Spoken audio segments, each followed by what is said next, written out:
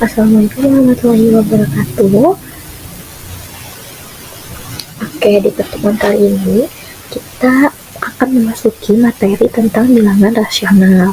Nah, sebelumnya apakah ada yang tahu apa itu bilangan rasional? Oke, Masya Allah, hebat sekali ya. Ternyata sudah banyak yang tahu apa itu bilangan rasional. Nah, di sini Ibu akan mengulas sedikit atau mengulas secara sekilas apa itu bilangan rasional.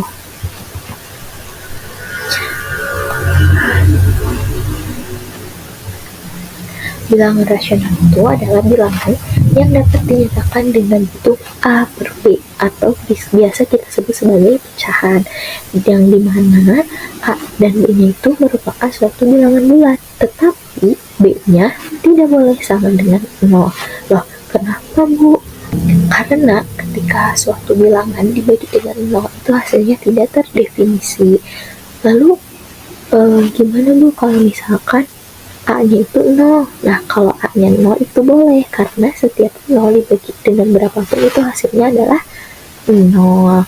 Nah, di sini ada contohnya ya, contoh bentuk pecahan. Oke, di sini ada suatu bentuk lingkaran yang utuh, berarti itu nilainya 1.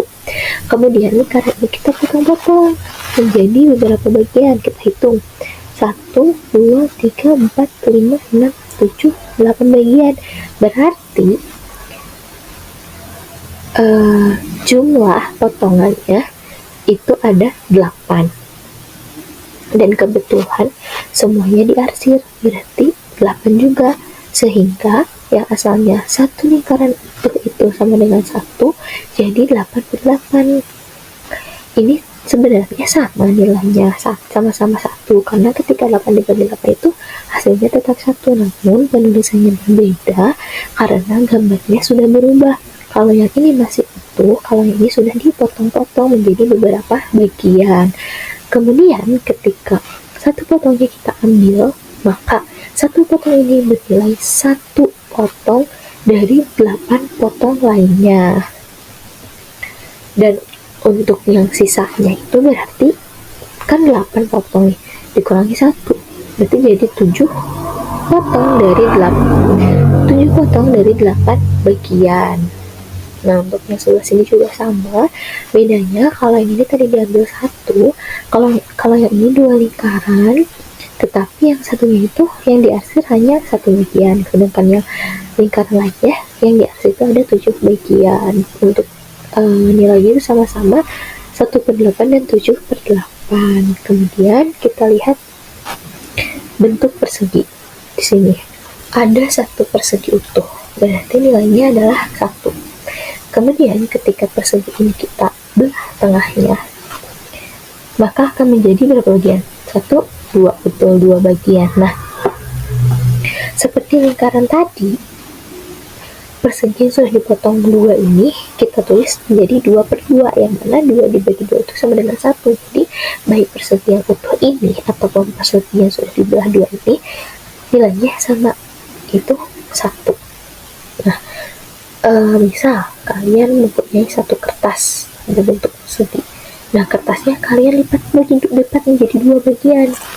Nah, nanti yang asalnya kertasnya itu 1 utuh, karena sudah kalian lipat, maka kertasnya akan jadi seperti 2 lembar tapi tetap bersatu kan. Oke, nanti kan di tengah-tengahnya itu ada bekas lipatan. Nah, dari bekas lipatan ke kanan itu nilainya 1 per 2. Begitu juga dari bekas lipatan ke kiri nilainya 1 dari 2 bagian. Kalian kan 1, 2.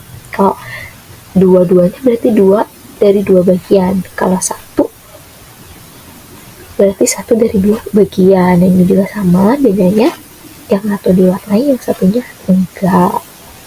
Oke, lanjut. Nah, selain pecahan biasa, ada juga pecahan campuran. Nah, sebelumnya ada yang tahu bagaimana bentuk pecahan campuran? Oke, kalau misalkan belum ada yang tahu, di sini Bu akan jelaskan ya. Pertama dari bentuk pecahan campuran. Kalau pecahan biasa itu kan A per B. Tapi kalau pecahan campuran, sebelum pecahan biasa itu ada 1 angka lagi. 1 angka, jadi bentuknya A, B per C. Yang mana A ini merupakan satu bagian yang utuh. Untuk B-nya itu merupakan banyaknya kepingan pada bagian pecahan. Sedangkan untuk C-nya itu banyak kepingan pecahan yang terdapat pada setiap bagian utuhnya. Gimana Bu, pusing? Nah, kita lihat di sini. Contohnya ya, di sini ada gambar lingkaran utuh. Seperti yang tadi Bu sebutkan, lingkaran utuh itu nilainya berapa? Betul, nilainya adalah 1. Kemudian di sampingnya ada 3 lingkaran. Nah, 3 lingkaran ini sudah dipotong-potong ternyata. Nah, kita hitung ya potongannya. 1, 2, 3, 4, 5, 6, 7, 8. Ternyata satu lingkaran dipotong dengan 8 bagian. Nah, karena A itu kan menyatakan bilangannya utuh. Menyatakan bagian yang utuh. Berarti di sini ada lingkaran yang semuanya diarsir dan ada juga yang tidak semuanya diarsir. Nah, kita hitung nih yang utuhnya. Yang semuanya diarsir ada berapa lingkaran? Ada 1, 2 lingkaran, betul. Nah, 2-nya kita simpan di A, di depan. Di sini ya. Nah, ini. Kemudian di sini kan ada satu lingkaran yang tidak diarsir semua. Nah, kita hitung berapa sih yang diarsirnya? 1, 2, 3, 4, 5, 6, 7. Ternyata 7. Nah, 7-nya kita masukkan ke B. Kemudian C-nya itu kan banyak kepingan pecahan yang terdapat pada setiap bagian utuh. Tadi kan bagian utuhnya itu ini ya, yang 2 ini. Nah, setiap bagian utuhnya ini dibagi menjadi berapa? Menjadi 8, sehingga C-nya 8. Maka bentuk pecahan campuran dari 3 lingkaran yang sudah dipotong-potongnya adalah 27 per 8. Nah, satu lagi kita lihat nih, ada suatu persegi utuh. Nilainya berarti 1, betul. Kemudian di pinggirnya ada 3 persegi, yang mana pada setiap persegi itu dibagi menjadi berapa bagian? 1, 2, 3, 4 bagian. Nah, untuk mencari A-nya kita lihat mana sih persegi yang diwarnai semua. Ada 1, 2 persegi, berarti A-nya 2, betul. Kemudian di sini kan ada 1 persegi nih yang enggak terwarnai semua. Kita hitung yang diwarnainya ada berapa? 1, 2, 3. Berarti B-nya 3. Lalu pada persegian itu dibagi berapa bagian sih? Betul sekali, dibagi menjadi 4 bagian. Maka C-nya adalah 4. Sehingga 3 persegi yang sudah dipotong-potong ini bentuk pecahan campurannya adalah 2, 3 per 4. Karena kan tadi kita belajar sudah mengetahui ada pecahan biasa, ada pecahan campuran. Nah, Bu, gimana kalau misalkan pecahan campurannya itu apakah bisa disederhanakan menjadi pecahan biasa atau tidak? Nah, di submateri yang kedua, mengubah bentuk pecahan, kita bisa mengetahui bahwa pecahan campuran itu bisa disederhanakan atau diubah bentuknya ke pecahan biasa. Nah, bentuk pecahan campuran itu kan A, B per C. Untuk mengubahnya menjadi pecahan biasa, kita bisa mengalihkan C dengan A. Setelah itu, hasilnya kita tambahkan dengan B, dan untuk penyebutnya itu tetap C. Ya, akali C tambah B per C. Oke, kita untuk lebih memahaminya lagi, kita langsung masuk ke contoh soal. Nah, nyatakan pecahan 10, 3 per 7 ke dalam bentuk pecahan biasa. Tadi kan C kali A ditambah B. C-nya 7 kali dengan 10. 7 kali 10 betul 70. Tambahkan dengan 3 berarti 73. Punya 7 berarti 73 per 7. Nah, kemudian gimana kalau misalkan dari pecahan biasa ke pecahan campuran? Bisa nggak? Bisa dong. Caranya kita tinggal membaginya dengan menggunakan pembagian bersusun ke bawah. 1, 2, 4 kita bagi dengan 7. Masih ingat kan ya pembagian bersusun ke bawah? Berarti ambil 2 angka di depan terlebih dahulu. 12 kali 7 itu 1. 1 kali 7, 7. 12 dikurangi 7 itu 5. 5 dibagi 7 bisa tidak? Tidak, betul. Berarti turunkan 4-nya. Nah, 54 dibagi 7 berapa? 49, betul. 7 berarti ya. 7 kali 7, 49. 54 dikurangi 49 sih berapa? 5, betul sekali. Nah, katakan kita mau membentuk suatu pecahan campuran ya. Jadi untuk sisa ini dibiarkan saja, karena nanti penulisan pecahan campuran itu adalah yang di depan atau bentuk utuh itu adalah hasil dari pembagiannya 17. Kemudian sisanya kita masukkan sebagai B, dan untuk penyebutnya tetap sama yaitu 7. Jadi untuk pecahan campuran dari 124 per 7 adalah 17, 5 per 7. Oke, next. Nah, ternyata selain pecahan biasa, pecahan campuran, ada yang namanya pecahan desimal. Dimana pecahan desimal ini bentuknya itu bukan lagi peran, bukan yang ada 1 per 2, 3 per 4, bukan, tetapi 0,1, 0,5, 2,5, kemudian 7,5, dan seterusnya. Di sini bisa kita lihat nih, langsung ke gambar. Ada 3 buah persegi. 2-nya persegi utuh, yang satunya itu persegi yang udah dipotong-potong. Ada berapa potong ya? 1, 2, 3, 4, 5, 6, 7, 8, 9, 10. Dan yang hasilnya 1, 2, 3, 4. Oke.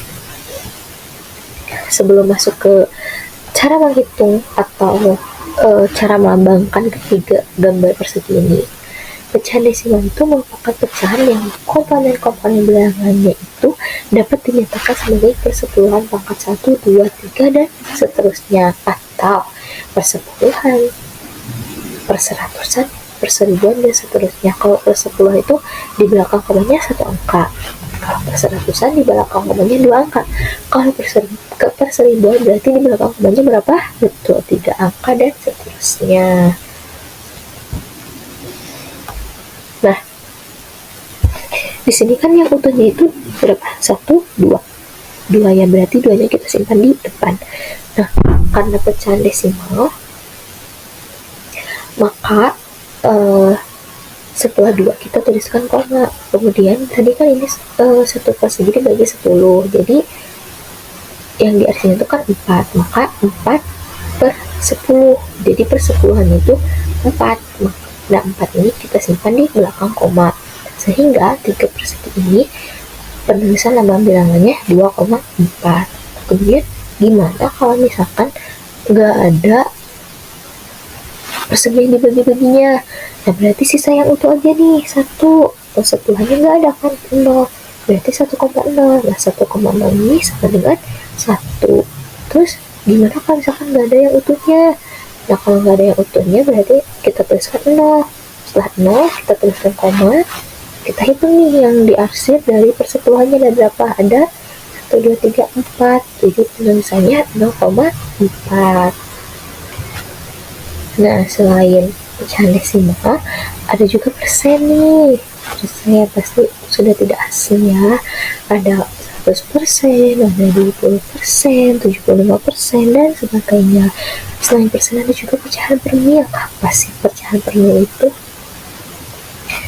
Nah, sebelum ke pecahan per mil, kita bahas dulu persen. Persen itu umumnya kurang dari 100, karena jarangnya ada yang 200% atau 300% atau 500%, itu jarang sekali. Dan ternyata pecahan yang melibatkan persen itu adalah pecahan sejati, di mana nilainya itu kurang dari 1. Kenapa? Karena misal nih 45%, berarti 45% itu 45 per 100. Nah, otomatis kalau misalkan nilai pembilangnya itu kurang dari penyebut, maka ketika dibagi secara bersusun ke bawah itu hasilnya kurang dari 1. Kayak 8% ini. Nah, 8% itu 8 per 100. Bilangan desimalnya 0,08. Kemudian untuk 30% itu 30 per 100. Bilangan desimalnya 0,30. Nah, baik 0,08 0,45, 0,08, 0,30 itu kurang dari sama dengan 1. Lalu untuk pecahan per mil itu perseribuan. Jadi kalau 12 per mil itu 12 per 1000, atau 453 per mil itu 453 per 1000. Nah, supaya lebih paham, kita langsung ke contoh soal. Kita disuruh untuk menyatakan dari pecahan biasa 3/4 ke dalam bentuk desimal, persen, dan per mil. Nah, 3/4 sebetulnya bisa kita langsung bagi ya. 3/4 seperti yang tadi, 3/4 3 kita bagi dengan 4, karena nggak bisa ya, karena nggak bisa, maka kita tambah 0, di atas, kemudian kita tambah 0 di bawah. Nah, 30 dibagi 4 itu 7 ya, 7 kali 4 28. Mohon maaf tulisannya tuh, 30 dikali 28 2. Karena 2 gak bisa dibagi 4, maka tambah 0, tapi tidak perlu tambah koma lagi di atas. 20 bagi 4 5, 5 kali 4 20, 20 dikurangi 20 0, berarti bentuk desimal dari 3/4 itu adalah 0,75. Ini ya. Kemudian bentuk persennya kan 0,75 nih, berarti 75 per 100. Nah, sedangkan untuk bentuk per milnya itu kan dari per 100 jadi per 1000 ditambah 0-nya, maka atasnya juga kita tambah 0, jadi 750 per mil. Oke. Nah, kemudian gimana kalau misalkan ada pecahan desimal, pecahan campuran, pecahan biasa, ada persen, tetapi kita harus mengurutkannya. Nah, cara mengurutkannya adalah, kita masuk dulu ke contoh soal. Ada pecahan desimal 4,75, ada pecahan biasa 3/4, ada pecahan campuran 62/7, ada pecahan biasa lagi 9/8, dan ada persen 65%. Kita disuruh untuk mengurutkannya dari yang terkecil. Karena di sini kan ada persen nih, 65%.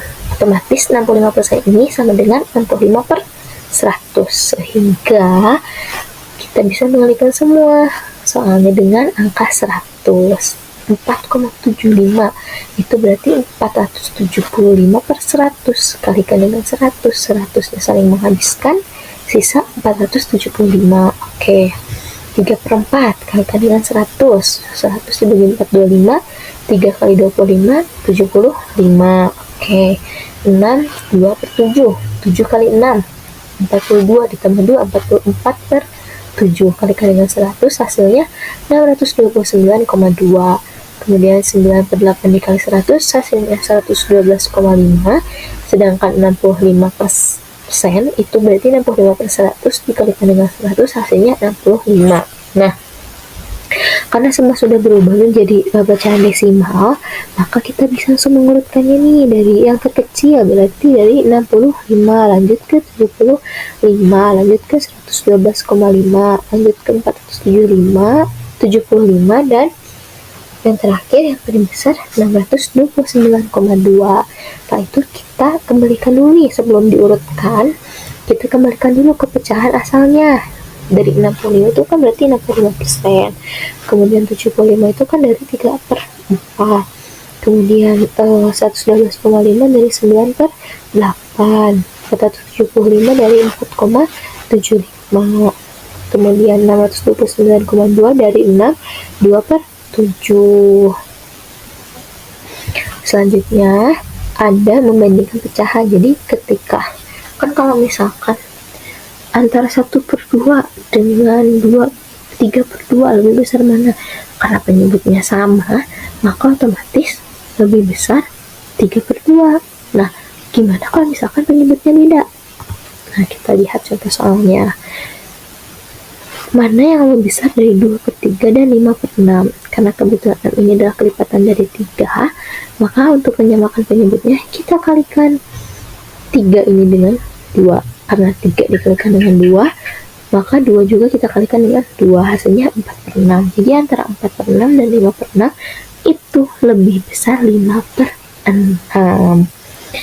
Jadi menulisnya 5/6 lebih besar dari 2/3. Jadi tetap ya 4/6-nya dikembalikan ke pecahan awalnya. Nah, kemudian gimana Bu kalau misalkan pecahannya beda? Yang satu pecahan desimal, yang satu pecahan biasa. Nah, kita bandingkan antara 3/8 dengan 0,3. Lebih besar mah, lebih kecil mana sih? Nah, di sini cara menghitung itu bisa kita merubah dari desimal ke pecahan biasa atau dari pecahan biasa ke pecahan desimal. Di sini kita mengubah dari pecahan desimal ke pecahan biasa. Oke, 0,3 berarti pecahan biasanya 3/10. Nah, karena di sini satunya lagi 3/8, kita cari KPK-nya nih dari 8 dan 10. Kita samakan penyebutnya berapa? 40, betul. Maka untuk jadi 40, 10 kita kalikan dengan 4. Karena 10 dikalikan dengan 4, maka 3 juga kita kalikan dengan 4. Hasilnya 12/40. Nah, untuk menghasilkan 40, 8 kita kalikan dengan 5. Betul sekali. Karena 8 dikalikan dengan 5, maka 3 juga kita kalikan dengan 5. Hasilnya 15/40. Nah, dari sini antara 15/40 dan 12/40 itu ternyata lebih kecil 12/40, sehingga 0,3 lebih kecil dari 3/8. Nah, untuk pertemuan kali ini sampai di materi membandingkan pecahan, ada yang belum paham atau ingin ditanyakan? Kalau tidak ada, lanjutkan ke pengerjaan LKPD secara berkelompok. Nanti kalian presentasikan di depan atau presentasikan ke teman kalian. Untuk membuktikan kebenaran dari hasil perhitungan jawaban LKPD, kita akan menggunakan bantuan software matematik, yaitu MathSolver.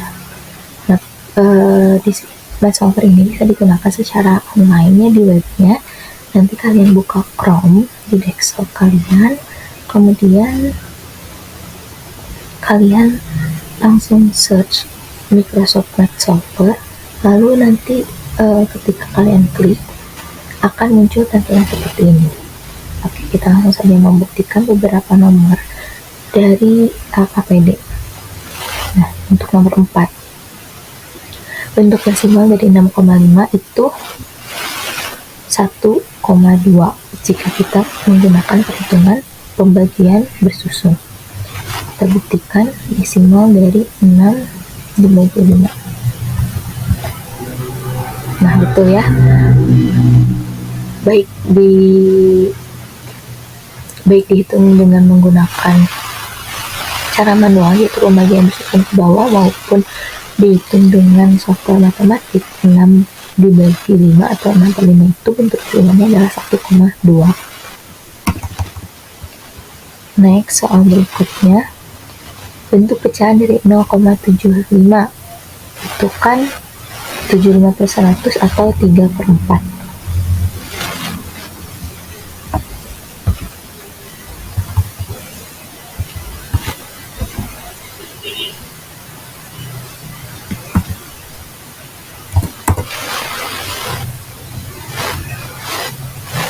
Nah, betul ya, 3/2/2 atau 2/2 itu kan 4, jadi 3/4, betul.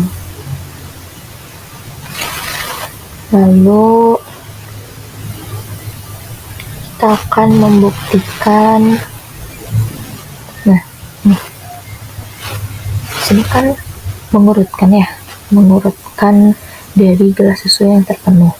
Ada 35 gelas, 3/10 gelas, dan 1/2 gelas. Di sini penyelesaiannya itu menggunakan pecahan biasa. Nah, sekarang kita akan susun, lalu sebelum disusun kita rubah dulu ke dalam pecahan desimal. 3/5.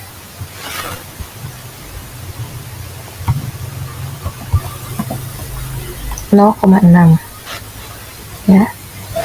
kemudian 3/10, 0,3, 1/2.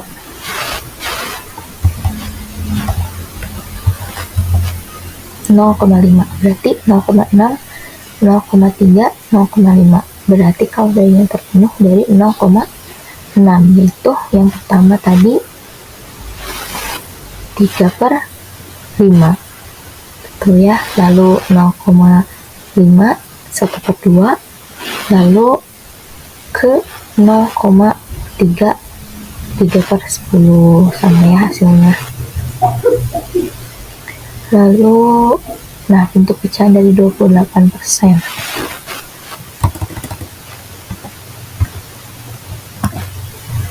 Betul ya, 0,28 itu kan 28/100 atau 7/25. Kemudian, nah, bandingkan tali siapa yang lebih panjang. Di sini kan kita merubahnya menjadi pecahan biasa. Nah, sekarang kita rubah menjadi pecahan desimal. Ini kan sudah ya 0,45, berarti 7/9 kita rubah menjadi pecahan desimal.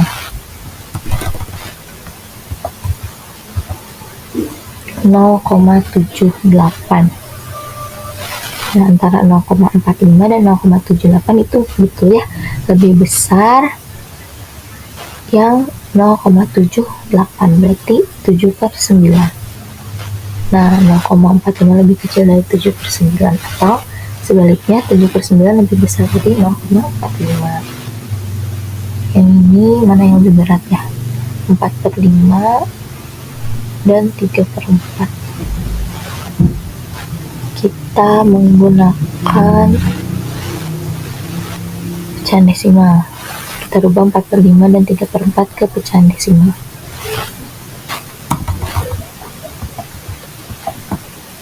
4/5 itu 0,8,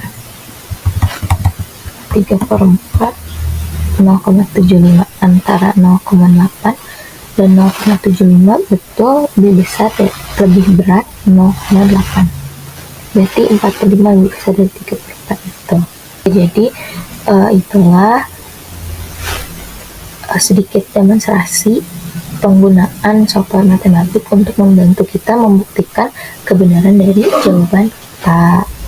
Terima kasih atas perhatiannya. Mohon maaf jika banyak kekurangan dan kesalahan. Wassalamualaikum warahmatullahi wabarakatuh.